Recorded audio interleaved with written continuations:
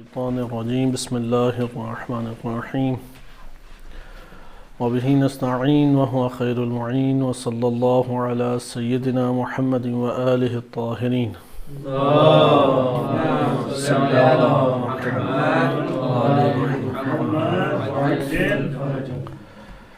افکار شہید مطہری رحمۃ اللہ علیہ کے ذیل میں جامع شناسی اور تاریخ کا موضوع آپ کی خدمت میں ذکر کیا جا رہا تھا۔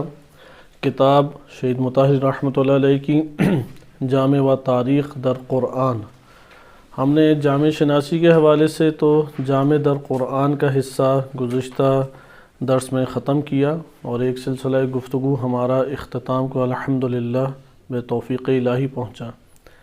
آج ہم اس کتاب کا دوسرا حصہ شروع کر رہے ہیں اور اس حصے کا نام ہے تاریخ در قرآن۔ تاریخ جامع و تاریخ در قرآن کتاب کا نام ہے، تو معاشرہ جامع یعنی معاشرہ، یہ جو معاشرے کے اسلوب اور اس کی اساس، اس کی بنیادیں، اس کے ترکیب، اس کے حوالے سے آپ تفصیلی مطالعہ کر چکے ہیں کہ شہید رحمۃ اللہ علیہ کا نہائی نتیجہ یہ تھا، نظریہ شہید مطہری معاشرے کے بارے میں، کہ جس طرح فرد ایک حقیقت ہے اس کائنات کے اندر اور اس کی ایک روح ہے، اسی طریقے سے افراد کے باہمی تعلق سے ایک معاشرہ بنتا ہے، اور یہ معاشرہ یہ بھی فرد کی طرح ایک زندہ حقیقت ہے۔ یعنی یہ ہمارے لیے اس کو آنکھوں سے دیکھنا تھوڑا ممکن نہیں ہے، یعنی آنکھوں سے نہیں یہ دکھائی دیتا کہ معاشرہ کوئی ایک جسم رکھتا ہو اور جسمانی طور پہ مجسمے کے طور پہ سامنے ہو اور اس کا روح سے ارتباط ہو۔ عقل انسانی اس کو درک کرتی ہے، لہذا شہید رحمۃ اللہ علیہ نے فرد کی تو اصالت کو بیان کیا، لیکن فرد کا معاشرے کے ساتھ تعلق کو ذکر کیا اور بیان کیا، جس طرح فرد اس دنیا میں ایک حقیقت رکھتا ہے، افراد سے مرکب معاشرہ بھی ایک حقیقت رکھتا ہے۔ انسان کی ایک روح ہے، جیسے ایک فرد واحد کی روح، اسی طریقے سے اس معاشرے کے نام سے جو وجود پایا جاتا ہے، اس وجود کی بھی ایک روح ہے جسے روح جمعی آپ کہیں گے۔ اسی طریقے سے انسان ارادہ اختیار رکھتا ہے، معاشرہ بھی روح جمعی، یہ جو معاشرے کے نام سے کائنات میں ایک حقیقت موجود ہے، کوئی اعتباری چیز نہیں، ایک حقیقت موجود ہے، یہ حقیقت یا ارادہ اور اختیار رکھتا ہے۔ انسان کی بھی فطرت ہے تو اس روح جمعی کی بھی ایک فطرت ہے، اور اس کو پھر شہید رحمۃ اللہ علیہ نے قرآن کریم کی آیات سے ثابت کیا، اور اصالت معاشرہ کے اوپر بھی انہوں نے قرآن سے آیات کو پیش کیا۔ پھر اصالت فرد، کہ ایسا نہیں ہے کہ فرد کی کوئی حقیقت ہی نہیں ہے، معاشرے کے مقابلے میں نسبی حقیقت رکھتا ہے، استقلال ارادے کے اعتبار سے، رائے کے اعتبار سے آزادی رکھتا ہے ایک فرد بھی، اور اصالت فرد کے طور پہ انہوں نے گفتگو کی اور چند غربی شبہات کے جوابات دیے، جسے ہم نے نیشنلزم کے ذیل میں ملاحظہ کیا۔ اور آخر میں شہید رحمۃ اللہ علیہ نے جامع شناسی کی بحث میں اس کا تعلق مہدویت سے جوڑا کہ جامع معاشرہ وہ قبائل اور شعوب پر مشتمل ہوتا ہے۔ یہ قبائل اور شعوب اختلاف رکھتے ہیں، لیکن اس اختلاف کے باوجود ان کے اندر ایک اصول مشترک پایا جاتا ہے۔ یہ جو مشترک اور وحدت کا نقطہ ہے، یہ تقاضا کرتا ہے کہ کمال وحدت حاصل ہو، جو کہ ایک عالمی جہانی حکومت مہدویت کی صورت میں حاصل ہوگی، اور شہید رحمۃ اللہ علیہ نے اس طریقے سے مہدویت کو معاشرے کے اہداف کے ساتھ منسلک کیا۔ مثلا معاشرہ کیوں اللہ تعالیٰ نے وجود دیا؟ اس لیے کہ یہ اپنی وہ اصول مشترک یعنی فطرت، اس فطرت کو اجاگر کرے، اس فطرت کے دوش پر نشوونما پائے۔ جب معاشرہ فطرت کے دوش پہ نشوونما پائے گا تو یہ نقطہ فطرت یہ پوری کی پوری دنیا کی اقوام، مختلف قبائل، شعوب، ان سب کے لیے نقطہ وحدت ہے، اور یہ نقطہ وحدت جب اجاگر ہوگا تو یہ معاشروں کی نشوونما اور معاشروں کا تکامل یا ان کا اللہ سبحانہ وتعالیٰ کی طرف سفر کہلائے گا۔ اور اس طرح سے مہدویت کو انہوں نے معاشرہ شناسی کے تناظر میں دیکھا، اور اس اعتبار سے ہم کہہ سکتے ہیں کہ مکتب تشیع میں پہلی شخصیت کہ جس نے مہدویت کا جائزہ وہ سوشیالوجی یا جامع شناسی کے پہلو سے لیا، جامع شناسی کی جہت سے لیا، وہ شخصیت شہید مطہر رحمۃ اللہ علیہ ہے۔ اس لیے شہید مطہر رحمۃ اللہ علیہ نے مہدویت کو جامع شناسی یا سوشیالوجی کے تناظر میں ثابت کیا۔ یعنی آپ دیکھیں نا، دنیا میں کئی ریاستیں ہیں، کئی ممالک ہیں، کئی قومیں ہیں، کئی قبائل اور خاندان پائے جاتے ہیں۔ یہ سب کے سب خاندان ایک نسب کے اعتبار سے مختلف ہیں، اپنے خطے کے اعتبار سے مختلف ہیں، ممکن ہے کہ اپنے ظاہری عادات اور رسومات کے اعتبار سے کوئی نہ کوئی اختلاف واضح رکھتے ہوں، لیکن یہ سب باطن کے اندر ایک اصول فطرت کے ساتھ مشترک ہیں، اور وہ ہے فطرت۔ اور اس فطرت کے دوش کے اوپر اللہ تعالیٰ چاہتا ہے کہ یہ سب اقوام اور یہ سب قبائل اور شعوب یہ نشوونما پائیں، اور جب قبائل اور شعوب اور قوموں کی نشوونما اس فطرت کے عنصر کے اوپر ہوگی تو وہ سارے کے سارے فطری تقاضے کے تحت ایک حاکمیت کو قبول کریں گے، اور وہ مہدویت ہے۔ بالفاظ دیگر، اختلاف کا ہونا نقص ہے، اور اس نقص کا کمال جو ہے یا اس نقص کا دور ہونا وہ وحدت میں ضم ہونا، اور وہ وحدت مہدویت کے نام سے جانی جاتی ہے۔ لہذا امام زمان علیہ السلام جب تشریف لائیں گے تو قبائل اور شعوب ختم نہیں ہو جائیں گے، وہ تو سلسلہ چلے گا، لتعارفو ہے وہ۔ اس لیے ممکن ہے کہ قبائل کی اپنی حدود رہیں، جب قبائل اور خاندانوں کی اپنی حدود باقی رہیں گی تو یہ امکان پیدا ہو سکتا ہے کہ ممالک جو ہمارے پاس علاقے موجود ہیں، علاقائی حدود اپنے طور پہ رہیں، لیکن ساری کی ساری ایک حکومت کے ماتحت آ جائیں، اور اس حکومت کے سارے محکوم ہوں، اور اس حکومت کا فرمان، دستور اور قانون اور عدل و انصاف ساری کی ساری چیزیں اس حکومت سے وہاں پہ مثلا لاگو ہوں یا ان کے اوپر حاکمیت کی جائے۔ اس لیے مختلف صورتیں ہو سکتی ہیں، کوئی ایک صورت امام زمان علیہ السلام کی حکومت کی سامنے نہیں ہے۔ یہ بات مسلم ہے، ڈیموکریسی نہیں ہے اس دور میں۔ امام زمان علیہ السلام کی حکومت ڈکٹیٹرشپ نہیں ہے، آمریت نہیں ہے، بادشاہت نہیں ہے۔ امام علیہ السلام کی حکومت قانونی حکومت ہے، شرعی حکومت ہے، عوام الناس کی اپنی مقبول ترین حکومت ہے۔ لہذا اس حکومت میں وہ سب فلسفے باقی رہیں گے جو دین اسلام کے بنیادی افکار اور نظریات ہیں۔ یہ ہمارے پاس ایک گزشتہ کا اشارہ اجمالی تعارف تھا۔ اب ہماری جو بحث داخل ہو رہی ہے وہ ہے فلسفہ تاریخ۔ شہید رحمۃ اللہ علیہ نے اسے فلسفہ تاریخ کے نام سے یاد کیا ہے۔ تاریخ کے نام سے آپ نے بعض عناوین سنے ہوں گے، جیسے منابع تاریخ قدیمی ایک موضوعات میں سے ہے۔ اس میں کہ کتب اور مورخین کے حالات زندگی بیان کیے جاتے ہیں، یعنی کون سی کتابیں منبع کے طور پہ ہمارے لیے معتبر ہیں، کن سے ہم تاریخ کو لیں۔ مثلا تاریخ طبری ہے، یا تاریخ الکامل ابن اثیر کی ہے، ابن اثیر جزری کی 7ویں صدی ہجری کے ہیں، یا تاریخ ابن کثیر ہے، بڑی بڑی تاریخیں یہ معروف ہیں۔ یا اسی طریقے سے العبر ابن خلدون کی، جس کا اردو ترجمہ تاریخ ابن خلدون کے نام سے ہو چکا ہے، اس کا تذکرہ انشاءاللہ تعالی اسی درس کے دوران آئے گا۔ اسے کہتے ہیں منابع تاریخ، ایک ٹاپک ہے۔ اسی طریقے سے خود تاریخ کیا ہے، تاریخ کے موضوع کے اوپر پورے ڈپارٹمنٹس پوری دنیا میں قائم ہیں، اور انہوں نے بڑے پیمانے پہ تاریخ کا اہتمام کیا ہے۔ اسی طرح سے آپ نے یہ بھی سنا ہوگا کہ روش و مناہج تاریخی، تاریخ کو کیسے لیا جائے، یہ جدید موضوع ہے۔ شہید رحمۃ اللہ علیہ نے جو موضوع مطرح کیا ہے وہ کم سے کم حوزہ علمیہ میں اس سے پہلے موجود نہیں تھا۔ حوزہ علمیہ میں شہید مطہر رحمۃ اللہ علیہ سے پہلے اس موضوع کے اوپر کوئی ہمارے پاس تحریر یا قلم نہیں اٹھایا گیا یا تحریر موجود ہے، اور اس موضوع کا نام ہے فلسفہ تاریخ۔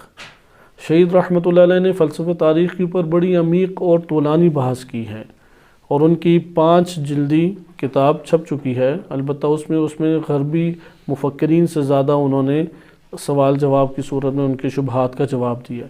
اس کی بنیادی وجہ یہ ہے کہ تاریخ انسانی علوم میں ایک نمایاں علم شمار ہوتا ہے، کیونکہ جتنے علوم اگر آپ یونیورسٹیز کی دنیا میں جائیں، علوم 2 حصوں میں تقسیم ہو جاتے ہیں، ایک سائنسی علوم کہلاتے ہیں اور ایک ہیومینٹیز کہلاتے ہیں، یعنی انسانی علوم۔ انسانی علوم میں آپ یہ سبجیکٹ پڑھتے ہیں، پولیٹیکل سائنس ہے، سوشیالوجی ہے، یا یہ سائیکالوجی ہے، یا اسی طریقے سے ہسٹری ہے، ایجوکیشن ممکن ہے کہ کہا جا سکے ایجوکیشن ہے، جو سائنس کے دائرے میں نہیں آتے انہیں ہیومینٹیز کے نام سے تقسیم کیا جاتا ہے۔ یہ ہیومینٹیز یہ اصل میں سوسائٹیز بناتی ہیں، سائنس سوسائٹی نہیں بنا سکتی۔ فزکس کی بنیاد پہ کوئی سوسائٹی نہیں بنتی، کیمسٹری کی بنیاد پہ، میڈیکل کی بنیاد پہ، ہسپتال بھی نہیں وہ بنا سکتے۔ ہسپتال کے اندر انہیں بڑی حد تک سوشیالوجی کی بھی ضرورت ہے، اقتصاد کی بھی ضرورت ہے، یعنی اکنامکس کی بھی ضرورت ہے، اسی طریقے سے ان کو دیگر علوم سے بھی وابستہ افراد کی ضرورت پیش آتی ہے۔ لہذا سائنس سوسائٹی نہیں بنا سکتی۔ آپ پوری دنیا میں جہاں جہاں پہ سوسائٹی دیکھ رہے ہیں، مثلا پارک بنانے ہیں، پارکوں میں کیا وسائل مہیا کرنے ہیں، دکانیں بنانی ہیں، سٹور آپ نے کھولنے ہیں، آپ نے مثلا مختلف تعمیرات ایک ملک کے اندر کرنی ہے، اسے سائنس نہیں بتائے گی۔ یہی وجہ ہے کہ پوری دنیا میں ایک ریاست کا جو حاکم ہے وہ عموماً سائنس پڑھا ہوا نہیں آتا۔ آپ نے نہیں سنا ہوگا کہ کبھی ایک ملک اور ایک ریاست، جدید ترین ریاستوں کے بھی حاکم سائنس پڑھے ہوئے نہیں ہوتے۔ میڈیکل ڈاکٹر سرجن کبھی حاکم نہیں بنتا، فزکس کا ماہر حاکم نہیں بنتا، اسی طریقے سے آپ دیگر علوم لے لیں، لیکن اقتصاد کا ماہر حاکم بنتا ہے، سیاسیات کا ماہر حاکم بنتا ہے، سوشیالوجی کا ماہر بنتا ہے، کیونکہ ہیومینٹیز گروپ وہ معاشرے کو ڈیل کرنا وہ سکھاتی ہے ہیومینٹیز گروپس۔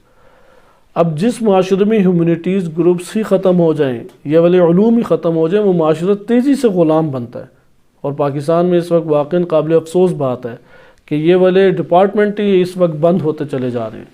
پنجاب یونیورسٹی واحد یونیورسٹی تھی جس میں سارے کے سارے ہیومینٹیز گروپ کے ڈپارٹمنٹ تھے، اس میں 100 بیشتر ابھی بند ہو چکے ہیں، کوئی اس میں جاتا ہی نہیں ہے، کیونکہ اس میں جو جائے گا اسے جابس تو ملتی نہیں ہیں، جابس فیکٹریوں میں ملتی ہیں، یا جابس ہمارے پاکستان میں ان کو ملنی چاہیے، لیکن ان جگہوں پہ ووٹنگ کے ذریعے سے نااہل طبقہ آ جاتا ہے جسے الف بے بھی نہیں لکھنے آتی، یعنی یہ مبالغے کی حد تک نہیں ہے، اسے واقعی الف بے نہیں لکھنی آئے گی، اخبار بھی پڑھنا نہیں آتا۔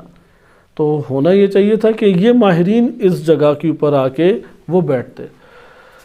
ہیومینٹیز گروپ میں یورپ ہم سے بہت آگے ہے، کم سے کم 400-500 سال تو یقینی طور پہ آگے ہے امت اسلامیہ سے۔ انہوں نے سوسائٹی آج سے 300-400 سال پہلے بنا دی، سائنسی انقلاب آیا، اور یہ سائنسی انقلاب اس نے کلیسا کی حکومت کو ختم کیا، اور جب یہ کلیسا کی حکومت ختم ہوئی تو یہاں پہ آ کے پھر نظام بنائے گئے۔ مثلا آپ خود سوچیں، پولیٹیکل سسٹم کون بنائے گا؟ ایک فیلسوف اسے بنائے گا، سرجن تو نہیں بنا سکتا، سائنٹسٹ تو نہیں وہ بنا سکتا، اور فیلسوف نے ہی بنایا۔ ڈیموکریسی کس نے ایجاد کی؟ کسی سرجن نے نہیں ایجاد کی۔ اسی طریقے سے اقتصاد کے اندر مارکس نے نظریہ دیا، مارکس کے نظریے نے انقلابات برپا کیے۔ اسی طریقے سے فرائیڈ آیا، فرائیڈ نے مختلف نظریات پیش کیے، اور جنسیات کے حوالے سے ماہر نفسیات بھی وہ تھا، اس نے اس حوالے سے نظریات پیش کیے، پوری دنیا کے ہر ڈپارٹمنٹ میں وہ نظریات اختیار کیے۔ پھر اسی طرح دورخیم ہے، وہ آیا، اس نے مثلا عمرانیات سوشیالوجی میں نظریات پیش کیے۔ آپ دیکھ رہے ہیں کہ انہی فلاسفہ کے نظریات سے یورپ کی سوسائٹیز کھڑی ہوئیں۔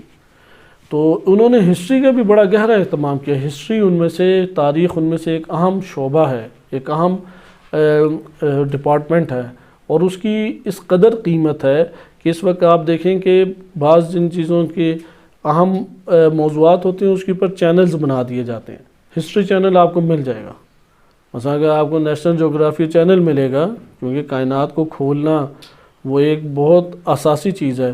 سائنس کے حوالے سے بھی ممکن ہے مل جائے، لیکن سائنس میں اور میڈیکل میں سیاست بہت زیادہ چلتی ہے، کیونکہ ان کے مقابلے میں دیگر قوموں کے آنے کے چانسز ہیں، ان میں آنے کے چانسز کم ہیں، بہت کم ہیں، اتنی انہوں نے ترقی کی بھی ہے۔ لیکن سائنس کے مقابلے میں آ سکتے ہیں، اس لیے وہ اس چیزوں کو زیادہ نشر نہیں کرتے۔ میڈیکل بھی اسی طرح، اس میں سیاست بہت زیادہ چلتی ہے۔ مثلا جیسے یہ شہید فخری زادہ یہاں شہید کیے گئے، انہوں نے ویکسینیشن ایجاد کی کرونا کے خلاف، کرونا کے مقابلے میں ویکسینیشن ایجاد کی، اور اس کے تجربات کامیاب سے کامیاب تر ہوتے چلے جا رہے تھے، کیونکہ وہ خود ڈاکٹر بھی تھے، یعنی پڑھی لکھی شخصیت تھی، اور ایران کے اندر حساس ترین منصبوں کے اوپر وہ رہے، تو کامیابی ایک بڑے پیمانے پہ ان کے ذریعے سے حاصل ہوتی تھی، انہیں شہید کرا دیا گیا۔ یہ سیاستیں اس میں چلتی ہیں۔ آئیں ہسٹری کی طرف۔ ہسٹری کا موضوع غرب نے بہت زیادہ ابھارا اور بہت کام کیا اس کے اوپر، اور کئی نظریات ہیں، 8-10 نظریات ہیں کہ جو منہج کے طور پہ پڑھائے جاتے ہیں۔ اس وقت پوری دنیا میں سب سے بڑی یونیورسٹی جرمنی کی یونیورسٹی شمار ہوتی ہے، جہاں پہ ہسٹری کے ڈپارٹمنٹس ہیں، اور اس ڈپارٹمنٹ کے اسلامک جو ہسٹری ہے اس کے ہیڈ رہے ہیں ڈاکٹر جواد علی۔ سابقہ آج سے 30-40 سال پہلے ان کی وفات ہوئی ہے، یا تقریباً 30 سال یا 40 سال کے لگ بھگ۔ انہوں نے ایک کتاب بھی ایک لکھی، المفصل فی تاریخ عرب تاریخ الاسلام، المفصل، تفصیلی کتاب۔ ان کے خواہش یہ تھی کہ وہ نبی صلی اللہ علیہ وسلم سے پہلے کا دور جاہلیت اس کو لکھ جائیں، پھر رسول اللہ کا دور، اور پھر رسول اللہ کے بعد کا دور، وہ اس سے پہلے والا ہی دور لکھ پائے، تو وفات ان کی ہو گئی۔ اور یہ جو ڈاکٹر جواد علی ہیں، انہوں نے اسلامی نظریات تاریخ کے اوپر کتاب نہیں لکھی، کیونکہ غرب سے ہی پڑھے ہوئے تھے اور غربی نظریات کے اوپر انہوں نے کتاب لکھی، تو وہ اس وقت شیعہ سنی پوری دنیا میں معروف ہے۔ 10 جلدی عربی میں کتاب ہے، المفصل فی تاریخ الاسلام، اور اہم کتاب شمار ہوتی ہے۔ لیکن ہمارے یہاں بہت کم ایسے مورخین آئے۔ الحمدللہ ایران کے اندر حوزہ علمیہ میں یہ ڈپارٹمنٹ ایک کام کرنا شروع کر دیا اس نے۔ اب آپ ڈپارٹمنٹ کے حوالے سے تاریخ کے اندازہ لگائیں کہ ہر شے کی اب تاریخ لکھی جاتی ہے۔ مثلا پہلے تو انسانوں کے بارے میں تاریخ لکھی جاتی تھی، ایٹم کی تاریخ، ادویات کی تاریخ، اچھا اسی طریقے سے ایجادات کی تاریخ، کوئی بمب بنتا ہے اس بمب کی پوری تاریخ لکھی جائے گی، کس نے بنایا، کس نے اس کو چلایا، کیا کیا اس کی خصوصیات تھیں۔ اتنا یہ وسیع ڈپارٹمنٹ ہو چکا ہے۔ اس کی بنیادی وجہ کیا ہے؟ کیونکہ وہ تاریخ کے ذریعے سے ماضی کے بہت سارے حوادث، اس کے نفع یا نقصان سے واقف ہو جاتا ہے، اس لیے تاریخ سے استفادہ بار بار کیا جا رہا ہے۔ اب آئیں ہم شہید رحمۃ اللہ علیہ کے کلام کی طرف، کیونکہ ان سب جو باتیں میں نے آپ کی خدمت میں پیش کی ہیں، ان کی طرف انہوں نے درس میں اشارہ کیا ہے۔ ہمارے پاس کیونکہ آدھی کتاب یہ بنتی ہے، اور اس کتاب کے مضامین پچھلے جو ہمارا موضوع تھا اس کی طرح فلسفی اصطلاحات میں گھرے ہوئے نہیں ہیں، اس لیے آپ خود اس کا تیز مطالعہ کر سکتے ہیں، لیکن اس کے اندر بعض اہم نکات ہیں جو قابل شرح ہیں کہ انشاءاللہ تعالیٰ اسے ہم تفصیلاً دیکھیں گے۔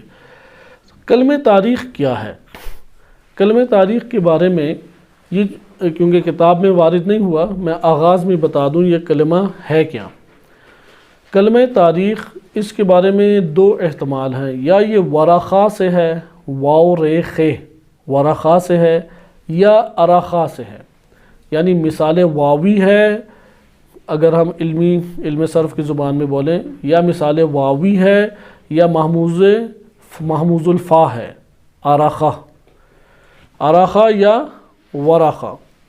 ارخاس کو اگر آپ لے جائیں باب تفعیل میں، ارخا یؤرخ تاریخاً، اس لیے جو عربی میں لکھا جاتا ہے وہ حمزہ، اس میں حمزہ قط ہے، وہ تاریخ کے اوپر حمزہ ڈالتے ہیں، لیکن آہستہ آہستہ رائج ہو گیا کہ وہ حمزہ ہی ختم ہو گیا۔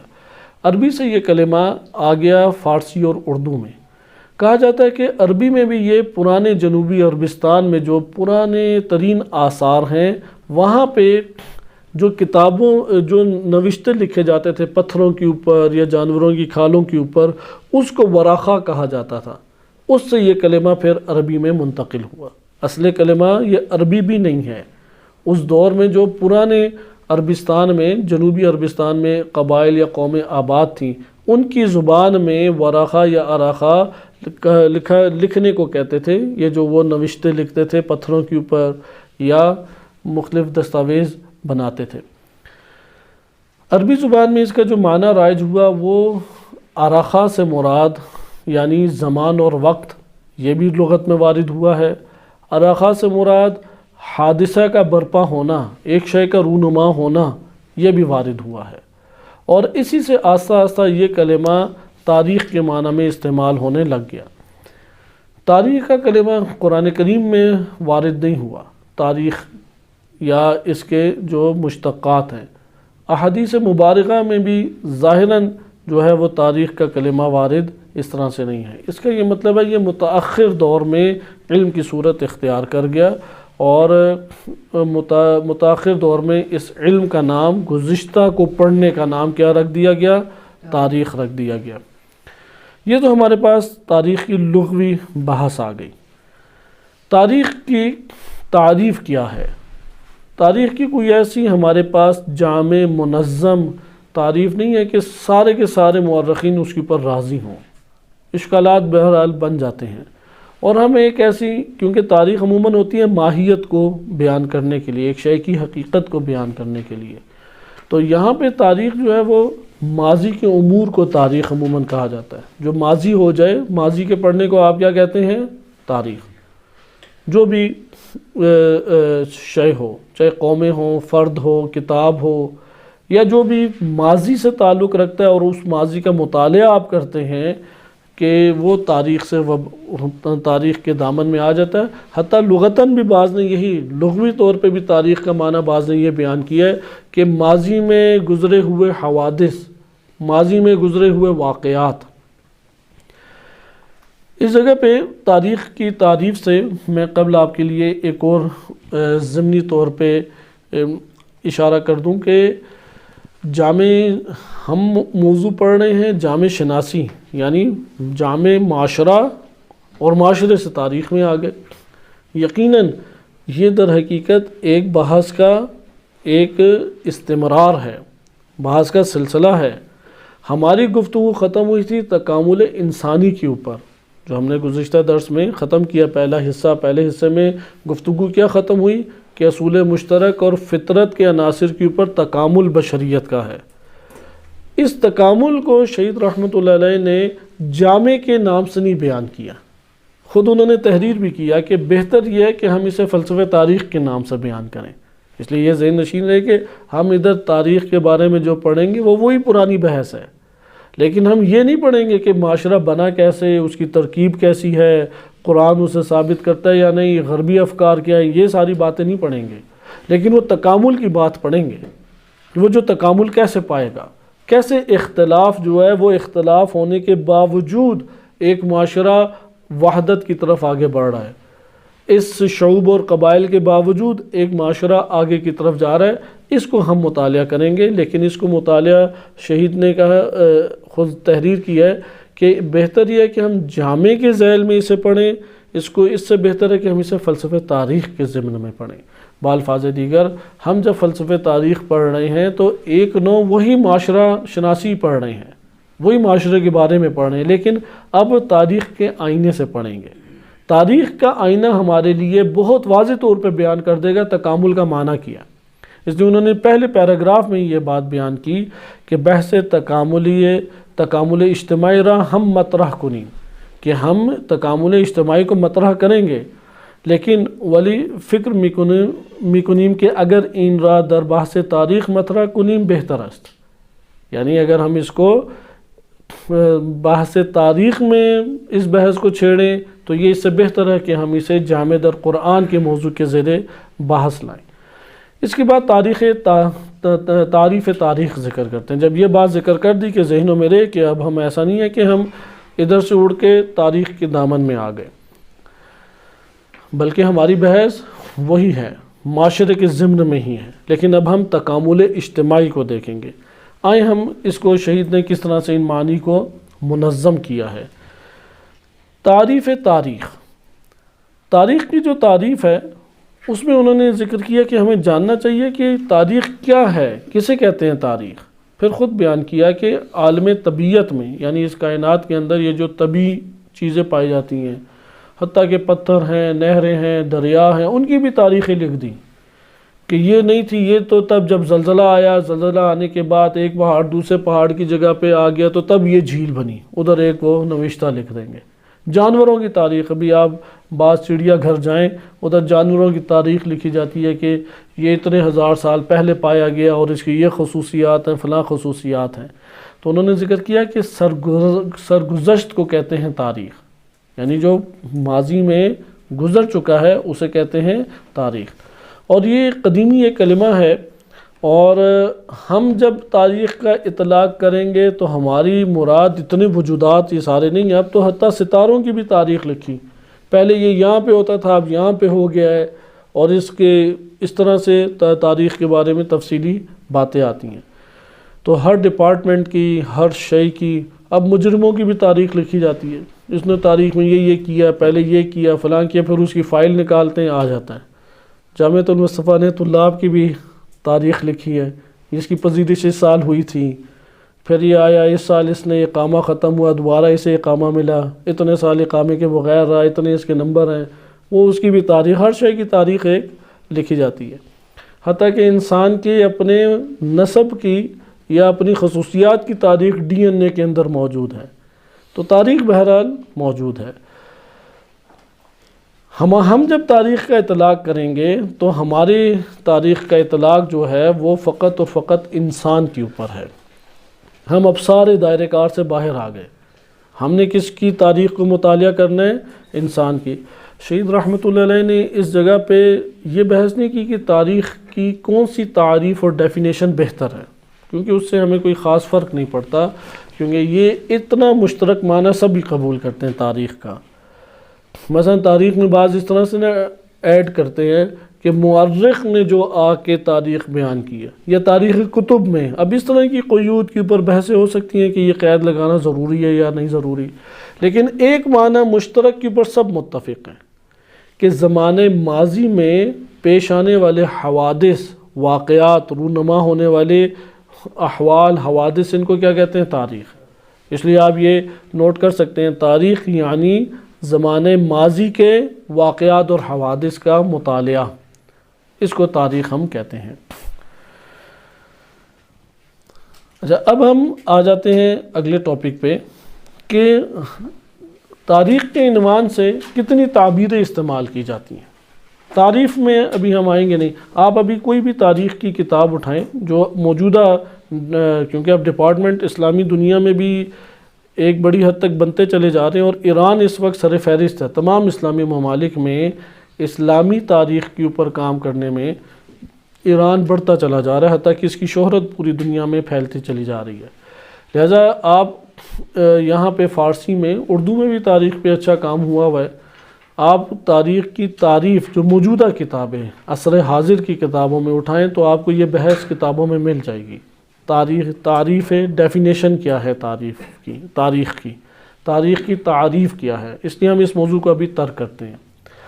تاریخ کے نام سے مختلف تعبیرات، یہ اہم موضوع ہے، کیونکہ شہید اس جگہ تک پہنچانا چاہتے ہیں کہ ہم نے تاریخ سے مراد کیا لینی ہے، اور ہم نے تاریخ سے کون سی بحث کو چھیڑنا ہے یا کون سی بحث مطرح کرنی ہے تاریخ کے نام سے۔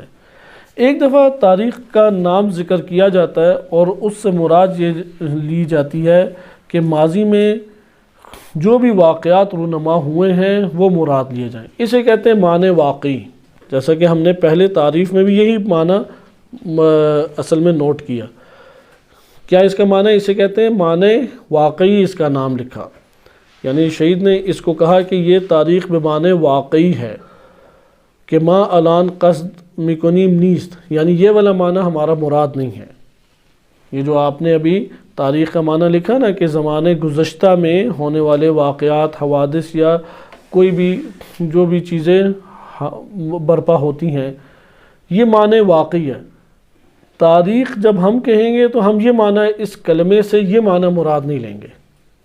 یہ پہلا تو معنی نکل گیا۔ دوسرا معنی، تاریخ سے مراد یہ ہے کہ اشیاء کے احوال کو پڑھیں، جو ماضی میں اشیاء گزری ہیں، ان اشیاء کی حالتیں تھیں مختلف ان کے اوپر احوال طاری ہوتے رہے۔ مثلا ہم اس جگہ پہ آپ نے دقت کرنی ہے، احوال اشیاء، تاریخ کا کیا معنی اب ادھر کیا جا رہا ہے؟ احوال اشیاء کے احوال، لیکن کس طرح سے؟ زمانے ماضی کے ساتھ۔ اگر زمانے ماضی میں نہ ہو، مثلا آج ہم کہتے ہیں پاکستان کے احوال، پاکستان میں اقتصادی مسائل یہ ہیں، پاکستان کے اندر مثلا اتنی تحریمات لگ چکی ہیں، اتنی پابندیاں لگ چکی ہیں، یا پاکستان نے یہ چیز ایجاد کی، یہ انکشاف کیا۔ یہ کیونکہ دور حاضر ہے اس لیے تاریخ نہیں کہلائے گی، اگرچہ اشیاء کے احوال بیان کر رہے ہیں لیکن تاریخ نہیں کہلائے گی۔ تاریخ کب کہلائے گی؟ آپ نے شے کو بیان کریں اور زمانے ماضی میں بیان کریں۔ آپ کے زمانے ماضی میں اسی سرزمین میں 1947 کو 14 اگست 1947 کو یہ ریاست وجود میں آئی، مثلا 23 مارچ کے ابھی تازہ گزری ہے، اس کے حوالے سے آپ نے دن کے حوالے سے ایک مثلا تاریخ کے واقعے کو آپ نے ابھارا، یا اسی طریقے سے تصور جب پاکستان کا پیش کیا گیا اس پہلو کو ابھارا، یا تنظیمیں بنی۔ اب آپ یہ ماضی میں سارے احوال اس ریاست کے بیان کر رہے ہیں۔ اس ریاست کے یہ کیا ہیں؟ احوال۔ جنگ آزادی ہوئی، آزادی کی تحریک چلی، فلاں نے اس میں حصہ لیا، اتنے حوادث پیش آئے، یہ کیا کہلائے گا کہ یہ اس ریاست کے اندر موجود احوال اور اس کی تاریخ کہلائے گی۔ یہاں پہ پھر وہ آگے بیان کرتے ہیں کہ یہاں سے ہماری کوئی گفتگو ایک حد تک ہو سکتی ہے، گزشتگان کے آپ احوال کو جانتے ہیں، حتیٰ کہ فردوں کی بھی اسی طرح۔ یہ تو میں نے معاشرے کی مثال دی نا، افراد کے بارے میں بھی آپ کہتے ہیں فلاں فرد ماضی میں گزرا، وہ مثلا اس سال پیدا ہوا، اس سال اس کی وفات ہوئی، اور اس نے فلاں جگہ تعلیم حاصل کی، فلاں پھر جگہ منتقل ہو گیا، یہ حادثات اس کی زندگی میں پیش آئے۔ آپ در حقیقت اس ایک فرد کی کیا بیان کر رہے ہیں؟ مختلف احوال بیان کر رہے ہیں۔ یہ دوسرا معنی تاریخ کا ہمارے پاس آ جاتا ہے۔ شہید اس کو بھی نہیں لیتے۔ ایک تیسرا معنی دقیق تر اور عمیق تر پیش کرتے ہیں، اور وہ جو دقیق اور عمیق تر ہے وہ ہمارے پاس ہمارے مورد نظر ہے۔ صحیح ہے، آپ نے دیکھا تاریخ کی تعبیرات، اگر یہ تاریخ کی تعبیرات سے ہم واقف نہ ہوں تو حقیقت یہ ہے کہ آپ ائمہ اطہار علیہ السلام کی تاریخ پڑھیں، نبی صلی اللہ علیہ وسلم کی تاریخ پڑھیں، کوئی فائدہ نہیں ہوگا، ایک کہانی لگے گی آپ کو۔ انبیاء علیہ السلام کی تاریخ پڑھیں، یوسف علیہ السلام کے اوپر تو باقاعدہ انہوں نے سریال اور فلمیں بنا دی، وہ آپ کو ایک خواب اور خیال ہی لگے گا، پرانی داستانیں، جیسے یہ ڈائجسٹوں میں داستانیں ہوتی ہیں، ناولوں میں داستانیں ہوتی ہیں، کوئی خاص فائدہ مترتب نہیں ہوگا۔ اس لیے پہلے معنی میں آپ دیکھیں کہ کسی بھی شے کے گزشتہ اس کے بارے میں معلومات، اسے تاریخ نام دیا، یعنی گزشتہ معلومات کو تاریخ نام دیا۔ دوسری تعبیر میں اس شے کے احوال کو، ماضی میں طاری ہونے والے احوال کو تاریخ نام دیا۔ اس لیے آپ تاریخ لکھ کے تین تعبیرات تاریخ لکھ کے تین اس کے آپشن بنا سکتے ہیں۔ پہلا معنی واقعی، زمانے ماضی میں جو اس کے معلومات ہیں۔ دوسرا معنی شے کے اوپر جو احوال طاری ہوئے ہیں زمانے ماضی میں، جیسے ایک شخص ہے کب پیدا ہوا، کب مرا، کب مریض ہوا، کب اس نے مثلا فلاں جگہ سفر کیا، کب اس نے تعلیم حاصل کی، یہ سارے کے سارے احوال ہیں اس شخص کے۔ اس گزشتگان کے احوال کو ہم کیا کہتے ہیں؟ تاریخ۔ یہ بھی کتابوں میں رائج ہے تاریخ کے نام سے، لیکن ان دونوں معنی سے ابھی ہمارا سروکار نہیں ہے۔ تیسرے معنی سے ہمارا سروکار ہے، وہ تھوڑا اس سے دقیق تر ہو جاتا ہے۔ اس کو بیان کرنے کے لیے وہ یہ بیان کرتے ہیں کہ کلمہ انہوں نے استعمال کیا ہے، ایک ہے بودن اور ایک ہے شدن۔ جو شہید رحمۃ اللہ علیہ نے سمجھانے کے لیے کلمہ استعمال کیا ہے، کیا ہے؟ بودن۔ بودن کا کیا معنی کریں گے ہم؟ تھا وہ۔ شدن ہو گیا، ہوا، کچھ چیزیں ہوئیں، صحیح ہے، ہوئیں۔ ہے کیا ہم کریں گے؟ ہست۔ بودن یعنی آپ اردو میں کہتے ہیں نا کہ وہ تھا، اور ایک دفعہ آپ کہتے ہیں کہ یہ ہوا، یہ ہوا، اسے کیا کہتے ہیں؟ شدن۔ اور وہ یہ تھا، اسے کہتے ہیں بودن۔ کہتے ہیں بعض اوقات ہم جب بحث کرتے ہیں تاریخ کے نام سے ان دو چیزوں کو بیان کرتے ہیں۔ ایک دفعہ ہم کہتے ہیں کہ فلاں قوم تھی، فلاں جگہ رہتی تھی، فلاں چیزیں تھیں، بودن کے حوالے سے ہم تذکرہ کرتے ہیں، درست؟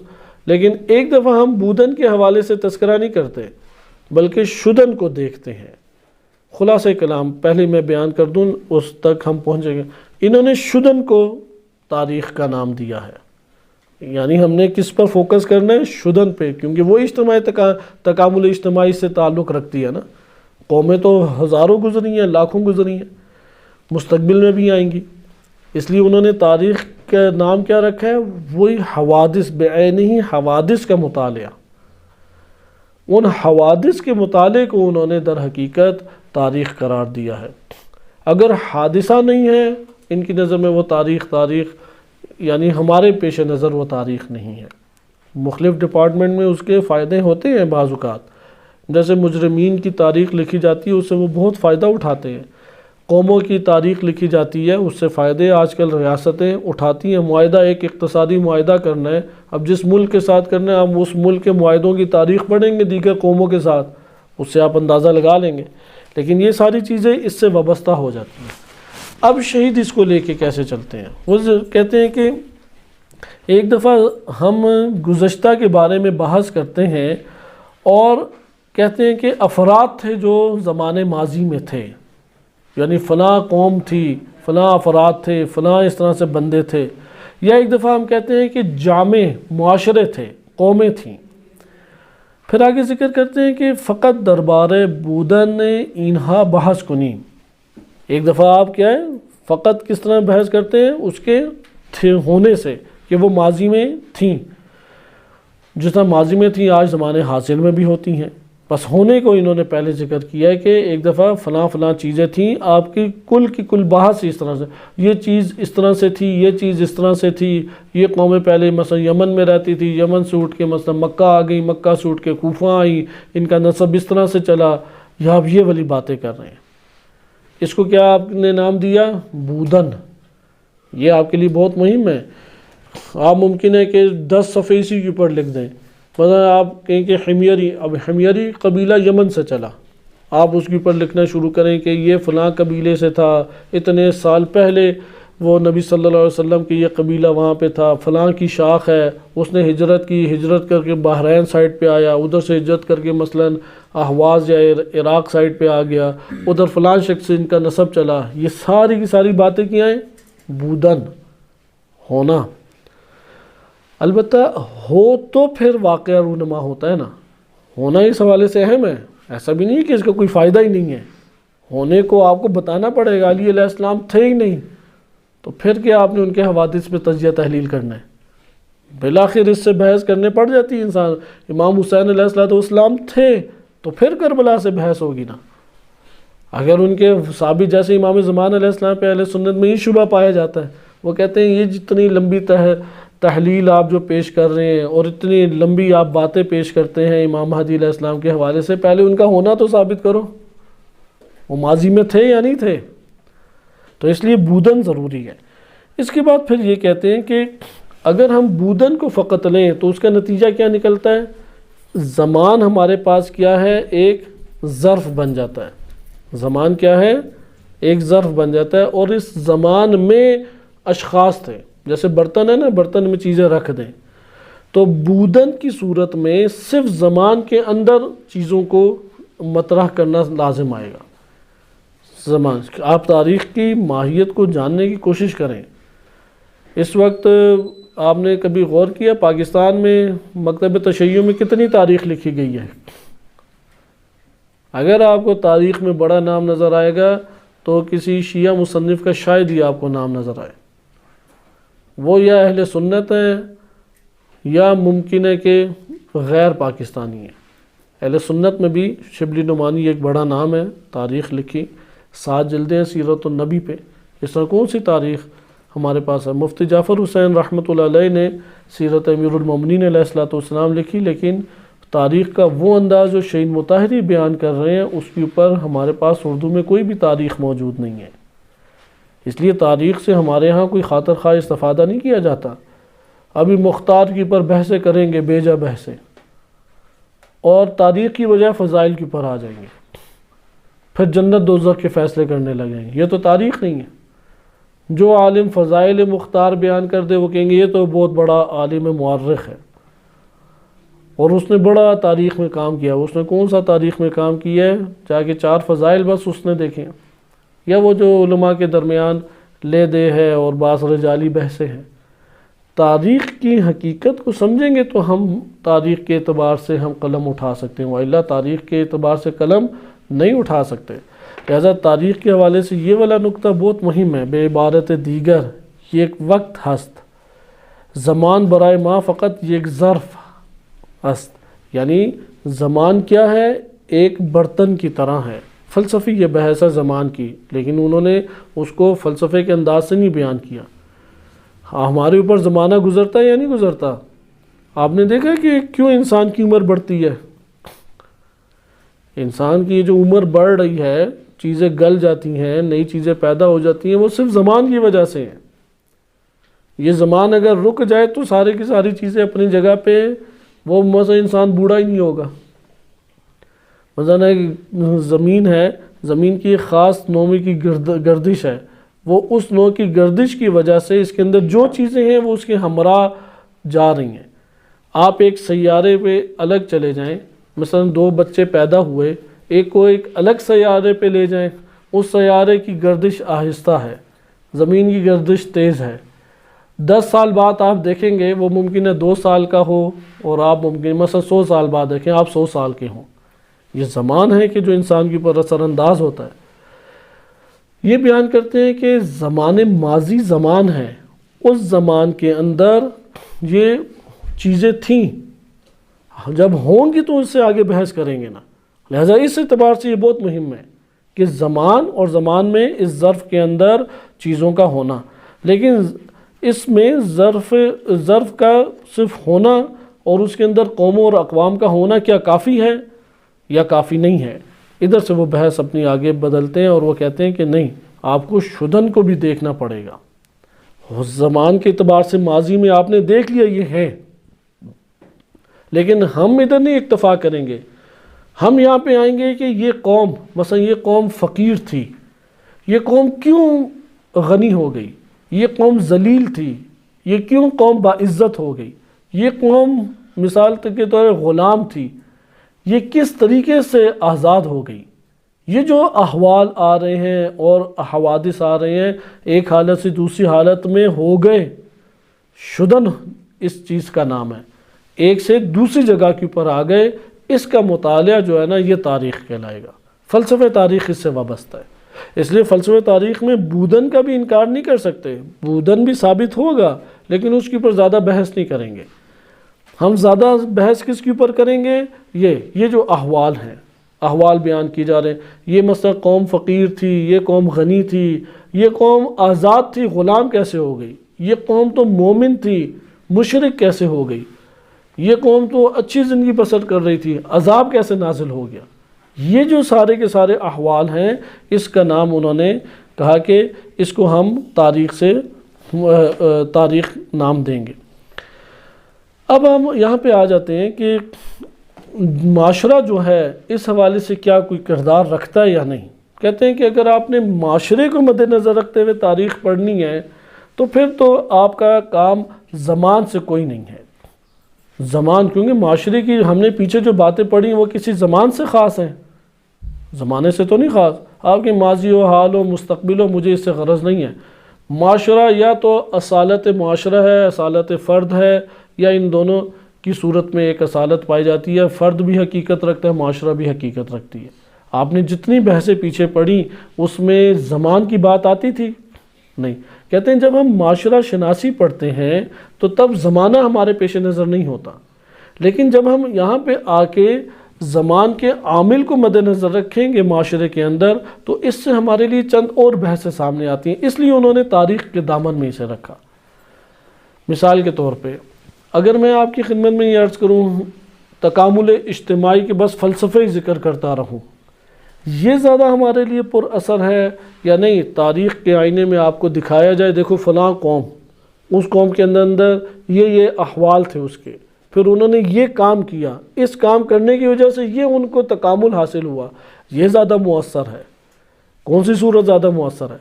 خالی جامع شناسی کا موضوع وہ زمانے سے تعلق نہیں رکھتا، لیکن اگر آپ آگے بڑھیں اور جامع انسانی کو اگر آپ زمانے کے عامل سے دیکھیں کہ سرنوشت انسانی کیا لکھی گئی، تاریخ انسانی کیا رقم اس کے لیے ہوئی، آیا بربادی رقم ہوئی یا سعادت اس کے لیے رقم ہوئی، ہدایت رقم ہوئی یا ہلاکت اس کے لیے رقم ہوئی، اس کا بڑا دخل ہے۔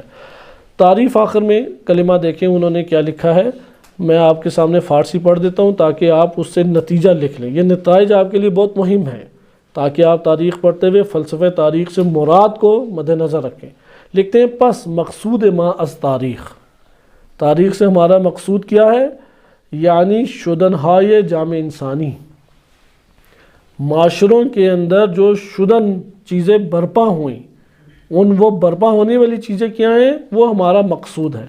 اگر فلسفہ تاریخ میں گوئیم یعنی فلسفہ شدنہائے در طول تاریخ، طول تاریخ میں یہ جتنے حوادث برپا ہوئے ہیں اس کا فلسفہ تاریخ سے اگر آج ہم سے پوچھیں شہید مطہر رحمۃ اللہ علیہ نے کیا مراد لیا ہے، کیونکہ انہی کتابوں میں یہ کلمہ آتا ہے فلسفہ تاریخ، جیسے میں نے سابقہ درس میں آپ کی خدمت میں ذکر کیا کہ حقیقت و ماہیت تاریخ ایک اہم بحث ہے، منابع تاریخ ایک اہم بحث ہے، منہج تاریخ ایک اہم بحث ہے، چوتھی بحث ہے فلسفہ تاریخ۔ فلسفہ تاریخ سے کیا مراد ہے شہید کی؟ وہ کہتے ہیں کہ در طول تاریخ شدنہائے، مثلاً شدنہا یعنی واقعات کا برپا ہونا، اس کا فلسفہ، یہ کیوں واقعات برپا ہوئے؟ یا آسان لفظوں میں کربلا برپا ہوئی یا نہیں؟ کربلا کیوں برپا ہوئی؟ کیا ہم جواب دیں گے؟ اس کا جو جواب آپ دیں گے یہ فلسفہ تاریخ کہلائے گا۔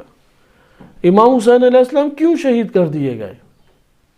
کیوں کوفہ سے افراد نہیں آئے؟ کیوں مدینہ سے صحابہ اور تابعین نہیں آئے؟ کیوں دشمن کا لشکر جو ہے وہ امام حسین علیہ السلام کے لشکر کے اوپر غلبہ پانے میں کامیاب ہو گیا؟ یہ حوادث ہیں یا نہیں؟ اگر آج کے دور میں یہ حوادث ہمارے علم میں نہ ہوں تو تاریخ تو رقم ہوتی چلی جائے گی دوبارہ، کیونکہ وہ تو دشمن چاہتا ہی ہے کہ یہ والے راز نہ کھلے، کربلا کیوں برپا ہوئی، یہ راز نہ کھلے کہ حجت خدا کیوں تنہا شہید کر دیا گیا، یہ راز نہ کھلے کہ حج ہو رہا تھا حسین علیہ السلام حج چھوڑ کے چلے گئے، یہ راز کھل گئے تو پھر تو آج کے دور میں مسئلہ پیدا ہو جائے گا۔ شہید رحمۃ اللہ علیہ نے انہی رازوں سے پردہ اٹھایا کہ حوادث میں جا کے اسباب تلاش کرو۔ فلسفہ شدنہائے در طول تاریخ، فلسفہ تاریخ کا یہ مطلب، یعنی طول تاریخ میں جو حوادث برپا ہوئے ہیں ان حوادث کا فلسفہ کیا تھا، اسے فلسفہ تاریخ کا۔ طول تاریخ میں جو واقعات اور حوادث برپا ہوئے ہیں ان حوادث کا فلسفہ کیا تھا، اسے فلسفہ تاریخ کہا ہے۔ فلسفہ تاریخ سے ہمارے پاس یہ ہمارا آج کا آخری حصہ ہے اور اس کے اوپر ہی اپنی گفتگو ختم کرتے ہیں۔ فلسفہ تاریخ کے حوالے سے گفتگو میں دو ہمارے پاس آپشن آتے ہیں، ایک ہے افراد کی تاریخ اور ایک ہے اقوام کی تاریخ۔ یقیناً آپ چونکہ جامع کے حوالے سے پیچھے پڑھ چکے ہیں، آپ کو پتہ ہے کہ ہماری مراد کیا ہے، جامع معاشرے۔ وَإِلَّا افراد کے حوالے سے بھی یہ پڑھا جا سکتا ہے۔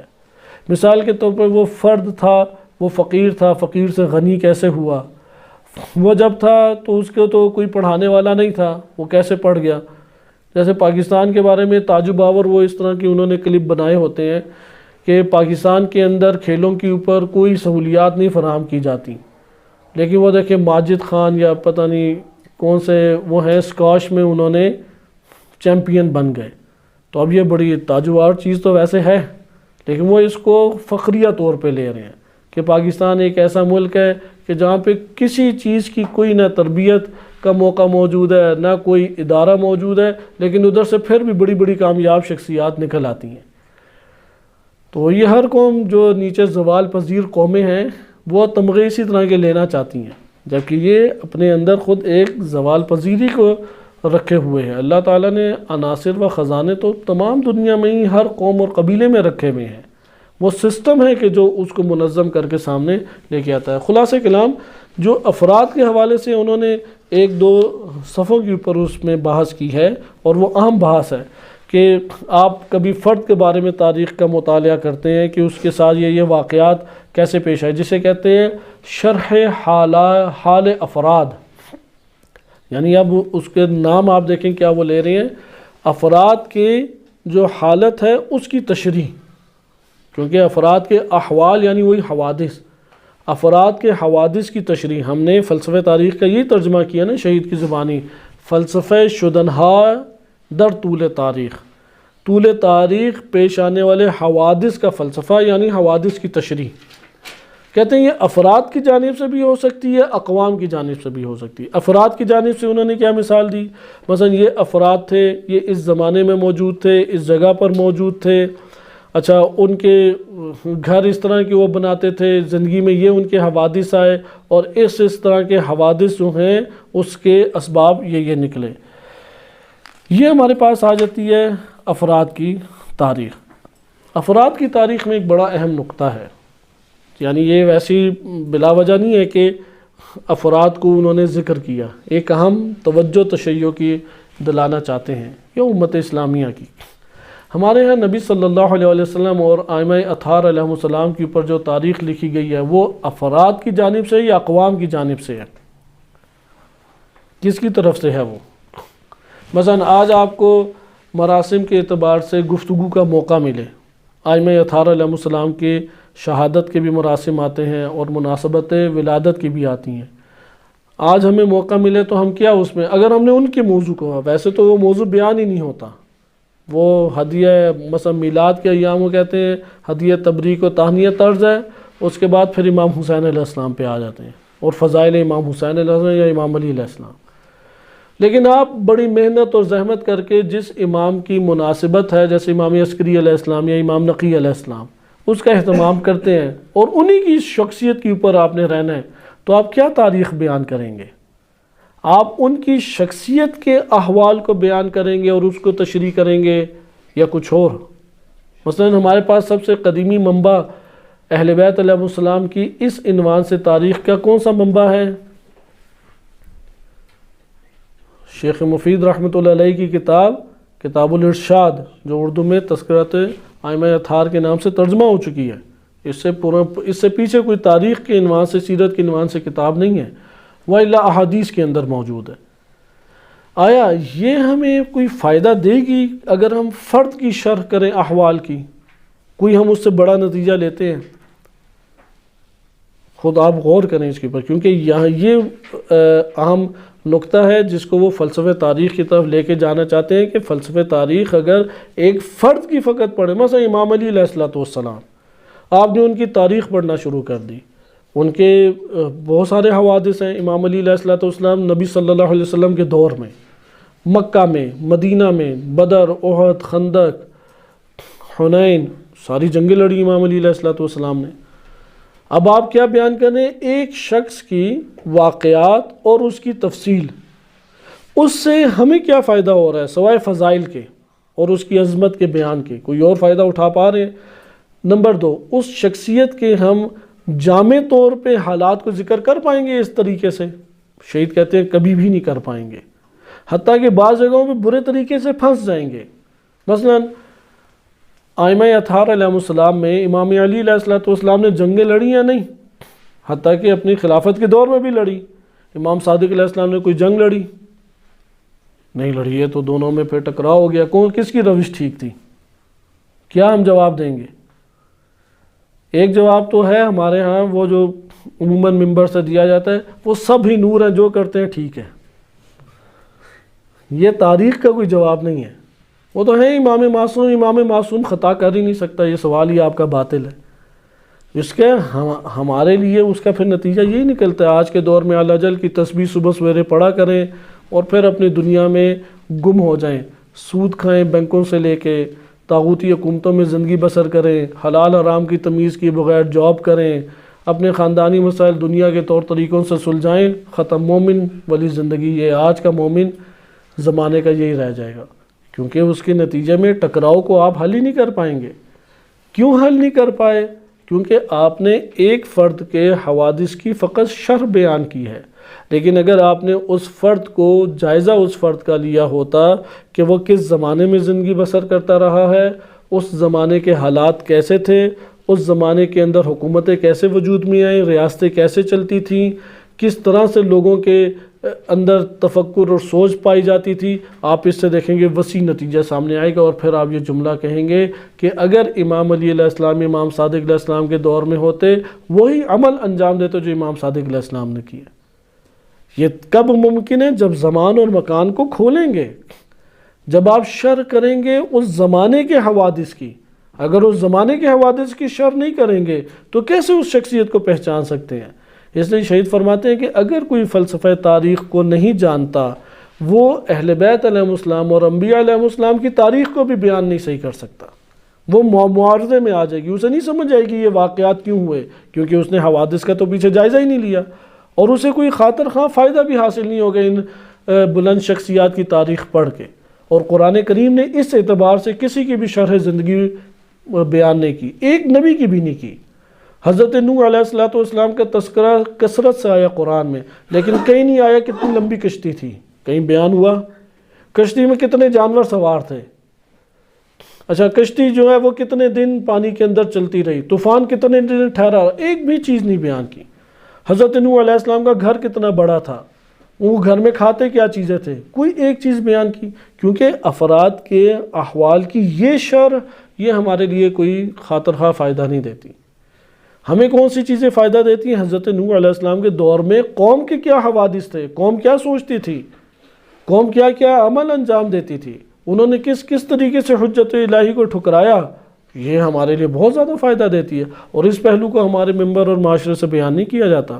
اس کی پھر آخر میں مثال دیتے ہیں شہید کہ یہ جو افراد کی ہے وہ بیان کرتے ہیں کہ ایک دفعہ ایسا ہوتا ہے اندھیرا ہی اندھیرا ہے، اور اندھیرے میں وہ ایک چھوٹی سی مثلا چراغ لے کے چل رہی ہوں، اب وہ چراغ اسے روشن کر رہا ہے یا نہیں، اور اگلے قدم میں اس کے لیے راستہ بھی روشن کر رہا ہے، لیکن ایک دفعہ آپ آسمان کے اوپر کوئی چیز روشنی کو مثلا وہاں پہ پھاڑ دیتے ہیں یا بم پھاڑتے ہیں اور وہ ہر چیز کو آس پاس روشن کر دیتا ہے۔ ان دونوں شرح کی صورتوں میں فرق آئے گا یا نہیں؟ ایک دفعہ آپ تشریح کر رہے ہیں ایک شخص کی کہ وہ چراغ لے کے جا رہا ہے، آپ کے پاس دائرہ کتنا محدود ہو گیا، آپ صرف اس شخصیت کو ہی بیان خالی کر پائیں گے، اس دائرے میں اس کو ساری کی ساری جگہوں سے کاٹ دیں گے۔ تو جب امامت کو پورے معاشرے سے کاٹ کے بیان کیا جائے تو شیعہ کیسے اجتماع کا قائل ہو سکتا ہے؟ شیعہ کس طرح سیاست کا قائل ہو سکتا ہے؟ شیعہ کس طرح اجتماعی وظائف کا قائل ہو سکتا ہے جبکہ اس نے ایسے امام کا تصور اپنے ذہن میں رکھا ہے جس کی نظر میں معاشرے کا کوئی وظیفہ ہی نہیں اس کے کندھوں پر تھا؟ لہٰذا آپ یہاں پہ دیکھیں تفکر کو وسیع کر دیں گے کہ آپ نے جیسے آسمان کے اوپر جب کوئی روشنی کا ایک ذخیرہ وہ روشن کیا تو اطراف کی چیزیں نظر آئیں، آپ دیکھیں گے اس طرف دشمن بیٹھے ہوئے ہیں، اس طرف گڑھے ہیں، اس طرف جو افراد ہیں وہ ساتھ دینے کے لیے تیار نہیں ہیں، یہ چاہ رہے ہیں کہ ان سب کو مثلا ہدایت دے، ان سب کو مینج کرے، مدیریت کرے، وہاں پہ آپ کی شرح کا انداز کاملاً مختلف ہو جائے گا۔ لہٰذا آپ نے فلسفہ افراد کی شرح کے اوپر بھی اس کا گہرا اثر پڑتا ہے۔ پھر تاریخ اقوام کی طرف آئے، اور تاریخ اقوام ہمارا اصل ٹاپک ہے جس کو انشاءاللہ اگلے ہفتے دیکھیں گے۔ تاریخ اقوام میں سب سے پہلے عالم اسلام میں قلم جس نے اٹھایا وہ ہے ابن خلدون، کیونکہ اس کا ایک مقدمہ افکار شہید مطہری میں ہم کاملاً پڑھ چکے ہیں تاریخ اقوام کی تاریخ کا۔ شہید رحمۃ اللہ علیہ یہ فرماتے ہیں کہ اقوام کی جو تاریخ ہے بندے کسی قانون کے تابع ہیں یا نہیں؟ اللہ تعالیٰ نے قوانین بندوں کے لیے بنائے ہیں نا، کہتے ہیں تاریخ میں ہمیں جو حوادث ہیں ان قوانین کے تناظر میں ہم ان حوادث کا جائزہ لیتے ہیں یا نہیں؟ مثلا تلوار چل گئی اب تو کٹنا ہی ہے اس نے ہاتھ نے، نہ کٹے تب ایک الگ تشریح، کٹ جائے تب بھی تشریح۔ کہتے ہیں اسی طریقے سے قوموں اور معاشروں کے اوپر اللہ کے قوانین ہیں، ہمارا گاؤں بستی خاندان وہ اللہ کے قوانین سے باہر نہیں ہے، لیکن اس کے قوانین جدا ہیں، وہ قوانین قوموں کے لیے نہ کہ فرد کے لیے۔ جس طرح اللہ نے فرد کے لیے قوانین خلق کیے ہیں اس طرح اجتماع اور معاشرے کے لیے بھی قوانین خلق کیے ہیں، جسے شہید صدر رحمۃ اللہ علیہ نے سنن تاریخ کا نام دیا تھا، یعنی تاریخی قوانین، سنن یعنی قوانین، یا اس کو سنن الہی کے نام سے بھی کہتے ہیں کہ اللہ کے قوانین در تاریخ یعنی تاریخ کے اوپر۔ یہاں سے یہ جو قوانین ہیں اس کے اوپر سب سے پہلے کس نے اشارہ کیا؟ ابن خلدون نے۔ ابن خلدون 808 ہجری میں اس کی وفات ہے، یعنی تقریباً 8ویں صدی ہجری میں اس نے اپنی زندگی بسر کی، اختتام میں 9ویں صدی ہجری کے آغاز میں وفات ہے۔ شہید رحمۃ اللہ علیہ نے ذکر کیا ہے اپنی کتاب میں کہ ابن خلدون مراکش میں پیدا ہوا، جبکہ صحیح یہ ہے جو تحقیقات نیٹ پہ بھی موجود ہیں ساری جگہوں پہ کہ ابن خلدون تیونس میں اس کی ولادت ہوئی، لیکن مصر میں زندگی بسر کی۔ شہید رحمۃ اللہ علیہ نے بھی یہ نقطہ ذکر کیا کہ مصر میں ہی زندگی بسر کی اور قاہرہ میں اس کی وفات ہوئی۔ ابن خلدون، اس کا اصل تعلق عربستان سے ہے، اس کے اجداد ہجرت کر کے اس جگہ پر آ گئے اور ادھر اس نے زندگی بسر کی۔ ابن خلدون کئی علوم میں ماہر تھا، اور ابن خلدون کی زیادہ یہ تھی کہ وہ اپنی شہنشاہت کو یعنی شاہانہ زندگی بسر کرتا تھا، اور بادشاہوں سے اور حکومتی عملے سے بڑا قریبی اس کا تعلق تھا۔ اس وجہ سے اس کو بادشاہوں کے احوال، قوموں کے احوال، ریاستوں کے معاہدے اور لوگوں کی زندگانی سب اس کے سامنے تھی۔